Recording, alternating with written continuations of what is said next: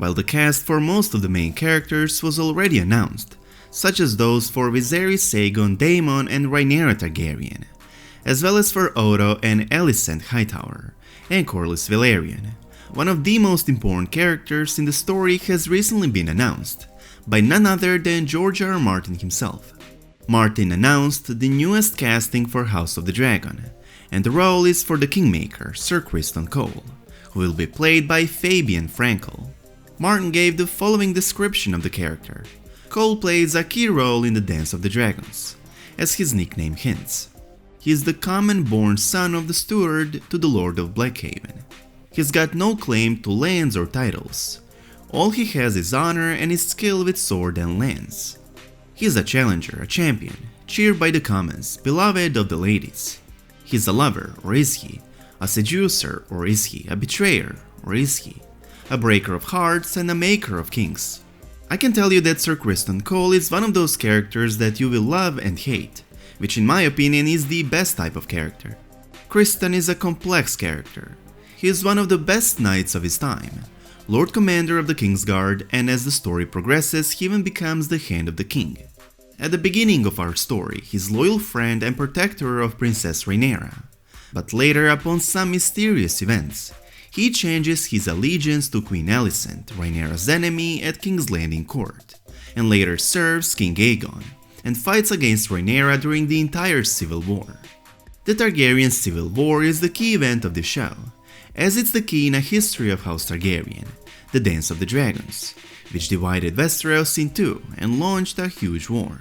A war of succession between Aegon II and his half-sister Rhaenyra over their father Viserys I's throne. It made House Targaryen much weaker, especially because this conflict resulted with the extinction of their dragons, while its numbers were at its peak at the war's start. Miguel Sapochnik and Ryan Condal will serve as showrunners and executive producers. George R. R. Martin will also serve as executive producer. Back to Sir Criston Cole and his importance in all of this. Sir Criston Cole was a knight from House Cole, made a member of King Viserys I Targaryen's Kingsguard, eventually rising to Lord Commander. Criston convinced Viserys' son Aegon to claim the rule of the Seven Kingdoms, as his father lay dead. This led to the Dance of the Dragons, a civil war between Aegon II and his elder sister Rhaenyra, whom Viserys had long trained as his successor. For this he became known as Criston the Kingmaker. He was an exceptionally skilled warrior, especially with his Morning Star. Criston appears in the history of House Targaryen by winning a melee at the tourney at Maidenpool to celebrate the ascension of Viserys I Targaryen, drawing attention of the royal court by knocking Dark Sister from the hands of Prince Daemon Targaryen with his Morning Star. He gave the victor's laurel to 7-year-old Princess Rhaenyra Targaryen, whose favor he wore while unhorsing Daemon in the joust, as well as famed Cargill twins of the Kingsguard, before being unhorsed by Lord Lymond Mallister. Thereafter, King Viserys indulged Rhaenyra by naming Criston her personal Sorn Shield. In 105 AC, the 23-year-old Criston became a member of the Kingsguard, taking the place of the legendary Sir Rhaem Redwyne. Cole wore Rhaenyra's favor in a tournament in 111 AC, where he unhorsed Sir Gawain Hightower, younger brother and champion to King Viserys' second wife and queen, Alicent Hightower. In 112 AC, Sir Criston was still Rhaenyra's champion and constant companion. Lord Commander Sir Harold Westerling died in that year, and Criston was named his successor to lead the White Cloaks. It was rumored that Cole had an affair with Rhaenyra in 113 AC. Septon Eustace says that Sir Criston slipped into Rhaenyra's bedchamber to confess his love, offering to escape the Kingsguard life with her to one of the free cities where he would pledge his sword to some merchant prince. Eustace also says that Rhaenyra refused him, saying a Targaryen was meant to be more than a wife of a sellsword, and that if he could forget his Kingsguard vows, he could forget marriage vows. The royal full mushroom tells a different tale, that Rhaenyra had been exercising her enticements with her uncle, Prince Daemon, so that she would lose her maidenhead to Criston, a man she loved, rather than her betrothed cousin, Laenor Velaryon. She failed to seduce Sir Criston in White Sword Tower, however, and the spurned princess took solace in Sir Harwin Breakbone Strong. This is why, even if you read the book Fire and Blood on which this prequel is based, you still will not know how most of the stories play out, because the book is not the actual history, but a history that the author wrote using many different statements. While the author does offer few possible scenarios, it doesn't mean any of them are true, because none of them were in the room with Rhaenyra and Criston. It's just what they were told that happened. Whatever the way of it, Cole went from being her most loyal defender to her bitterest foe, and Rhaenyra soon left for Driftmark with Breakbones as her new sworn shield. In 114 AC, Sir Criston as the Kingsguard to King Viserys attended the wedding of Rhaenyra to Laenor, which included 7 days of feasting and jousting. Cole fought with Queen Alicent's token, and during a melee left Breakbones with a broken collarbone and shattered elbow, thereafter prompting Mushroom to call in Breakbones. Criston's Morning Star also cracked the helm of the Knight of Kisses, Laenor's favorite Sir Joffrey Lonmouth, who died from 6 days later.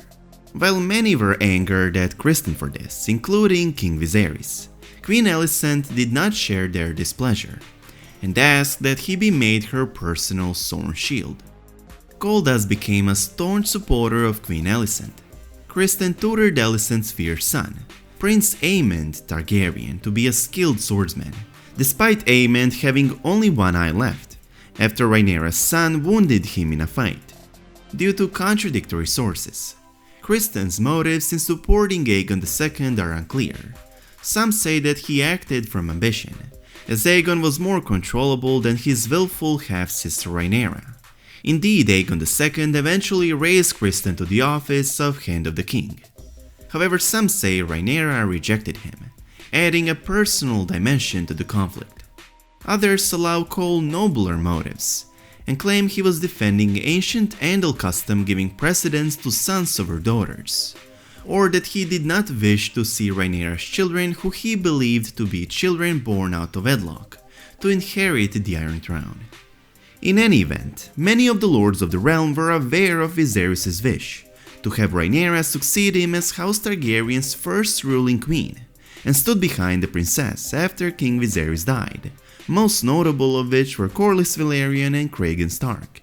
Again, due to contradictory sources, during the meeting of Viserys' small council after King Viserys' death in 129 AC, Cole is noted to have either slit the throat or thrown from a window the aged Lord Lyman Beesbury, the only member of the council to support crowning Princess Rhaenyra instead of Prince Aegon. The rest of the council were allies of Sir Otto and Queen Alicent Hightower. Criston later crowned Aegon II, with the iron and ruby crown of Aegon the Conqueror. However, Rhaenyra, who was at Dragonstone at the time of her father's death and Aegon's coronation, refused to support Aegon, beginning the great armed conflict which engulfed the Seven Kingdoms and became known as the Dance of the Dragons. As Rhaenyra's supporters gathered their forces, Aegon II became frustrated with his grandfather in hand, Sir Otto Hightower, and awarded the office to Criston Cole. The Kingmaker's forces quickly took Duskendale and Rook's Rest, the latter after a fierce battle. When Prince Aemond Targaryen became the protector of the realm, and Prince Regent because of Aegon's injuries in the battle, Criston remained a hand. Aemond and the Kingmaker led an army of 4,000 greens from King's Landing to retake Harrenhal in the Riverlands from Prince Daemon Targaryen, who abandoned the castle before Criston arrived, and took this opportunity to take King's Landing. After hearing that Cragen Stark's Winter Wolves defeated his biggest allies, the Lannister in the battle by the lakeshore, Aemond began burning the Riverlands, and Cole marched his remaining 3,600 greens south along the western shore of the God's Eye, intending to join with the army of Lord Ormund Hightower. However, the Kingmaker's forces were ambushed by the Winter Wolves and River Knights, south of the God's Eye. Criston's forces were outnumbered 2-1 by the forces of the Riverlands and the north.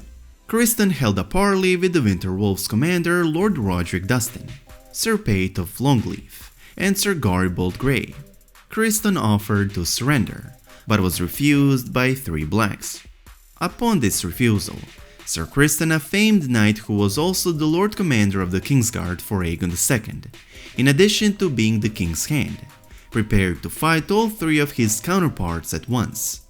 Before he could do so, however, the Kingmaker was struck down by arrows fired by Red Rob Rivers and 2 of his longbowmen. With Criston dead, Lord Dustin sounded the charge of Winter Wolves and the River Knights into Criston's now leaderless army, which quickly collapsed. Perhaps we could end Criston's story with this quote about him by Jaime Lannister. When Loras Tyrell told him that the best Kingsguard heroes will always be remembered, Jaime replied with the best and the worst, and a few who were a bit of both, like Criston Cole. Was Criston in love with Rhaenyra, who became her worst enemy after she refused him? Or did he refuse her and sided with Aegon?